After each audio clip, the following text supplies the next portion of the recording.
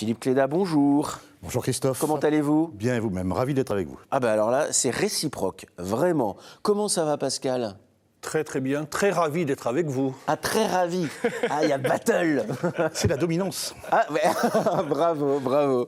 Justement, on va parler de la dominance animale avec vous Pascal. La notion de dominance, c'est quoi? Est-ce que ça existe d'abord? Oui, ça existe parce qu'on y croit. La notion de dominance, c'est un système hiérarchique qui permet de structurer un groupe d'individus de même espèce. C'est un système de réciprocité où le dominé va être rassuré par le dominant. Et le Dr Beach a étudié pendant 30 ans les meutes de chiens et il a donné la définition suivante. Le dominant, c'est le maître des ressources.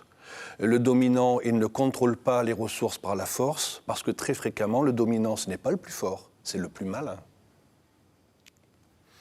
Bon, bah, ça calme ou quoi, dès le lundi hein? Là, il y a la base quand même. Hein? Je crois que je ne vais pas rester.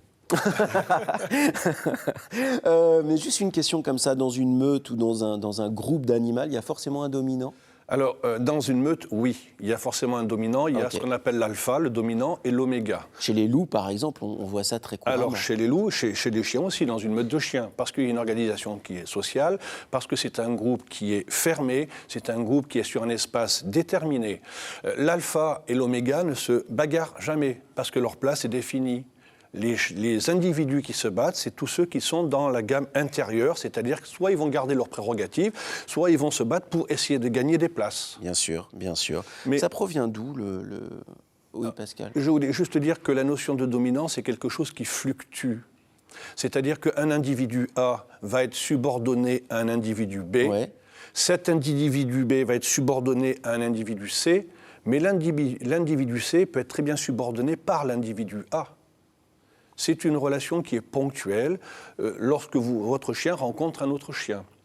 D'où provient le concept de dominance? Alors c'est un concept qui est né dans les années 40 à la suite d'une très courte étude sur les loups en captivité. Malheureusement, cette étude, elle a fait énormément de vagues parce qu'on l'utilise encore beaucoup trop et que le concept de la dominance est beaucoup trop présent encore dans notre société et dans nos relations aux animaux. Ah bah oui, alors justement, à propos de société, quelle est la place du chien dans nos sociétés? Parce que, évidemment, vous allez me dire, ça va dépendre du maître. Alors, la place du chien, elle est ambiguë. Elle est ambiguë parce que le chien est un animal sociable, domestique.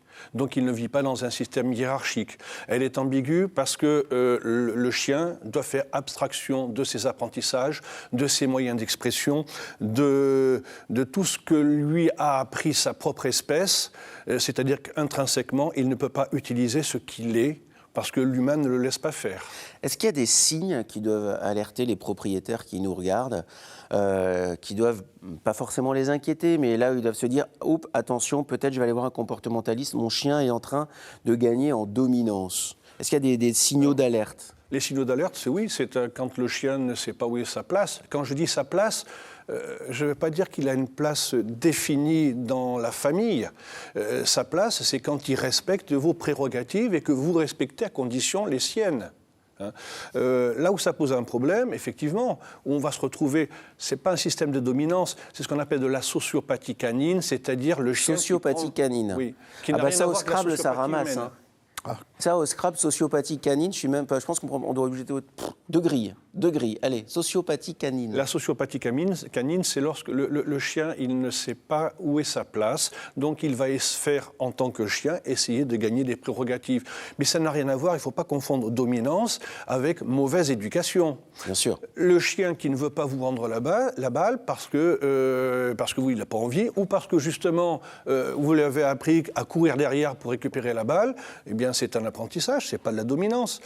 Utiliser le concept de dominance pour se défalquer sur les mauvais comportements de son chien, c'est facile. Mon chien, je ne peux rien faire, c'est un dominant. C'est beaucoup trop facile.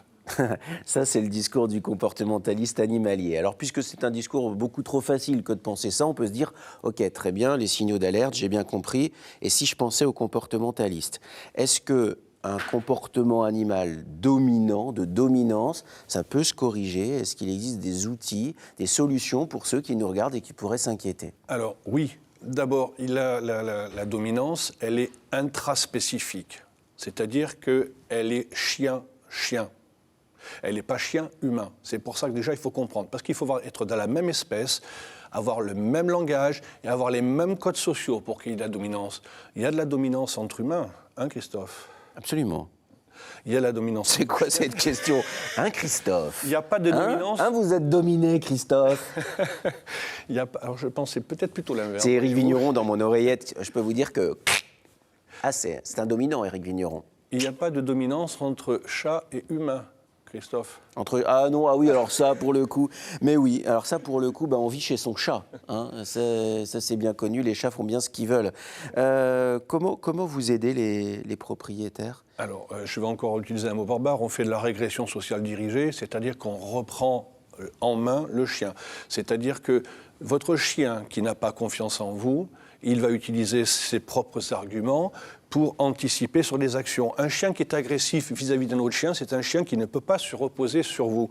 Un petit exemple simple. Quand vous étiez petit, Christophe, vous étiez sur votre tricycle, vous étiez devant vos parents, vous n'étiez pas sans arrêt à vous retourner pour savoir s'ils se sont cachés ou s'ils vous ont laissé. Vous aviez confiance en vous. Quand même. Donc, vous n'aviez pas besoin de vous protéger. Ouais. Mais il faut que le chien il ait cette impression, je suis avec mon propriétaire, je ne risque rien, donc je n'ai pas besoin de me protéger moi-même. C'est le propriétaire qui protège son chien. Guillaume Chons, qui a fêté son anniversaire la semaine dernière et qui met en image cette émission, vous a montré Oups, filmé par Benoît derrière cette caméra. Lui, il est évidemment très très à l'aise. Alors vous avez parlé des chats, ça tombe très bien puisque Hubert nous a envoyé un courriel à l'adresse qu'on vous donne. Hubert nous dit qu'il possédait 3 chats d'intérieur, 2 âgés de 12 ans, un âgé de 13 ans. Ils s'entendaient à merveille et il y en a un qui est décédé. Et depuis, il est obligé de séparer les 2 restants parce qu'il y en a un qui miaule beaucoup, ça agace l'autre, donc ils se mettent dessus. C'est quoi la solution? Le problème, c'est que le chat, il n'y a pas de dominance entre chats, parce que le chat est un animal solitaire. Donc là, vous avez 3 chats. Parce que moi, j'ai le frère et la sœur, j'ai l'impression quand même que, de temps en temps, le frère, il donne un petit coup de patte à la sœur. Pour l'instant, ils sont jeunes, vos chats, et que pour l'instant, c'est le plus fort qui contrôle. Mais il faut savoir qu'il va se faire contrôler par les femelles, parce que de toute façon, c'est 9 fois sur 10 la femelle qui contrôle le mâle, toute espèce confondue. Silence, 3 petits points, on ramasse les copies dans 2 heures. Il paraît qu'en régie, il y a toutes les filles qui font « Yes !» Bon, comment on a du beurre? Donc, le problème, c'est que ce chat-là qui est parti, il devait réguler le groupe. Ce sont des chats qui ont 12 ans, 13 ans. La difficulté, c'est que sans ce régulateur, les 2 autres chats sont perdus. Les miaulements qui sont l'émanation du mal-être de ce chat-là, agacent l'autre chat. Donc, ce qu'il faut faire, déjà, ne pas prendre un autre chat. Parce que prendre un autre chat... C'est un réflexe qu'on pourrait tous avoir, oui, ça. Mais c'est pour ça que je le dis, dans le sens où cet autre chat, il pourrait servir d'oméga, c'est-à-dire de servir de bouc émissaire pour que les 2 chats qui, en fin de compte, s'entendent, parce que ça fait 12 ans qu'ils vivent ensemble. On va rajouter un problème à leur problème, Et il va servir de bouc émissaire pour que les 2 autres s'entendent. Là, on fait pas quoi? La solution. On va déjà contrôler physiologiquement que le chat va bien, on va chez un vétérinaire pour être certain qu'il n'y a pas de récidive physiologique. Après, Hubert, il a bien compris que s'il séparait le chat la nuit, il pouvait dormir. C'est important, parce que s'il ne dort pas, il va être énervé et il va transmettre son anxiété au chat. Il peut contraindre le chat. Alors ça, c'est un essai. C'est-à-dire qu'on le met dans une petite boîte, porte ouverte, pour voir si ce chat-là, qui était peut-être très cocoon à côté de l'autre, il a besoin d'être rassuré dans cet espace. Ah ouais, c'est pas malin. On voit avec un vétérinaire si éventuellement il y a une possibilité de donner la chimiothérapie très légère pour permettre d'éliminer un peu cette anxiété, que ça ne monte pas crescendo. Et puis on essaie de les mettre ensemble la journée, puisqu'il faut absolument, impérativement qu'ils arrivent à retrouver une cohérence. Voilà. Et puis il me tient au courant. Qui se réinvente une vie à 2. Hubert, vous essayez l'une ou l'autre des solutions, vous nous réécrivez, et puis on tiendra au courant Pascal, bien évidemment. Vous nous avez envoyé 2 photos d'Enata. Alors là, c'est un beau chien, Enata. On va regarder Enata si vous le voulez bien. Regardez. Berger blanc suisse, c'est magnifique. Le gros. C'est le gros, hein. Voilà. C'est le grand. Donc, ces 2 photos que m'a envoyé son propriétaire, parce que j'ai reçu un mail et j'ai mal interprété le mail, j'ai cru que le chien, il n'était plus avec nous de ce monde-là. Ah, donc vous avez envoyé vos condoléances. Du coup, moi aussi, parce que c'est un chien qui est excessivement gentil et il va très très bien. C'est beau ces postures-là, quand les gros chiens prennent ces postures-là. Nathan n'est pas tout jeune en plus. Hein. C'est classe. Ça, c'est classe. C'est pas facile comme chien non plus, parce que c'est un chien qui est très sensible. Donc, n'hésitez pas à consulter des comportementalistes animaliers. N'hésitez pas non plus à nous envoyer vos photos d'animaux, on les diffusera ici. Et puis des vidéos. Alors cette vidéo, c'est vous qui nous l'avez envoyée. Bon, ce sont deux chiens qui passent sur une passerelle. Dit comme ça ne veut pas dire grand-chose. Mais, explication de Pascal. Alors, c'est une passerelle qui enjambe une rivière, un barrage, pardon, et donc il y a beaucoup de bruit. La passerelle, elle est ajourée, donc c'est très très compliqué pour les chiens de marcher là-dessus. Comme c'est très compliqué, il faut trouver des stratégies. Compliqué parce que grillage, le vide, le bruit. Le vide, le grillage, vous voyez, Oops a des difficultés à marcher parce que... Il écarte les pattes arrière. Et donc on s'aperçoit qu'ils mettent en place une stratégie pour pouvoir passer sans trop de difficultés, à savoir j'ai le côté gauche, côté barrière, qui est stable, qui est du dur parce qu'il n'y a pas de métal. Et je vais donc utiliser ce système-là pour avoir au moins un des deux côtés stabilisé. Il faut qu'on revoie cette vidéo, si vous le voulez bien, en régie, parce que qu'on comprenne bien. Passer tout seul, en fait, ils vont vous suivre. Mais pour eux, ils analysent tout de suite la difficulté. Est-ce que Oops imite Baïka, qui trouve tout de suite la solution, hein? Oui, je pense qu'effectivement, Oops quand même suit beaucoup Baïka, parce que Baïka est beaucoup plus âgée. Baïka a, entre guillemets, élevé Oops. Donc, quand elle a une bonne idée, il la suit. Quand elle a une mauvaise... il la suit aussi un peu, d'ailleurs. Parce que là, on dirait moi sur une passerelle au milieu des Pyrénées. Hein. Oui, mais alors nu-pied. Hein. Pardon ? En chaussures, vous ne feriez pas comme ça. Ah si. Si. Ah si, moi j'ai quatre les pattes arrière, je suis à quatre pattes et j'hurle. Là, ils sont pas à l'aise. Hein. Non. Ils sont pas à l'aise du tout. Ils sont pas à l'aise, mais ça y est, quand même la queue droite comme ça, les oreilles basses. Oups, il est tendu là. Hein, il est tendu. Ouais. Mais c'est pas quelque chose qu'ils apprécient. Mais il faut en passer par là pour avoir le plaisir après d'aller faire une grande randonnée. Alors, il y en a de plus en plus dans toutes les villes, dans les villes de grande taille, les villes moyennes, parfois même les villages. Ce sont les salons des animaux de compagnie. Bien sûr, la responsabilité de ceux qui vendent est importante, mais la responsabilité de ceux qui y vont pour avoir un nouvel animal est tout aussi importante. Vous voyez ce reportage et on attend avec impatience la réaction de Pascal après. Wow, petit cochon! Une adorable boule de poil, le sourire angélique d'un enfant et des parents qui craquent. Quelque temps, celui de réaliser que la petite peluche vivante s'est transformée. C'est quoi la pression là, au niveau des dents Une tonne au centimètre carré. Une tonne au centimètre carré. Ouais. En 3 ans, les abandons de chiens ont augmenté de 6,5%, ceux de chats de 20%. Près de 100 000 abandons par an, principalement en été. Pourtant, adopter, c'est s'engager. Nous, la manière dont on voit les choses, c'est quand on prend un animal, effectivement, on s'engage à s'en occuper jusqu'à la fin de ses jours, à le soigner, à faire tout ce qu'il faut. Donc après, effectivement, on ne prend pas l'animal si on ne se sent pas capable. Pour tout adoptant, la règle d'or est claire. L'investissement personnel, sociabiliser au maximum son chien, c'est-à-dire lui faire un maximum de choses avec vous. Partir quand même en vacances le week-end avec lui, lui faire participer au maximum à la vie de famille. Éduquer les futurs propriétaires, une priorité. La seconde, réguler un marché très rémunérateur. On a énormément d'éleveurs qui sont là pour vendre. Donc... Et ils ne se préoccupent absolument pas de l'animal? Pas vraiment. Non, eux, ils voient en fait que c'est le fric, quoi. Une chienne, elle peut reproduire une fois, voire deux maximum dans l'année. Donc du coup, il faut le faire, quoi. Après, ça s'appelle les usines à chiots. Hein. Cela passe par une réglementation ferme.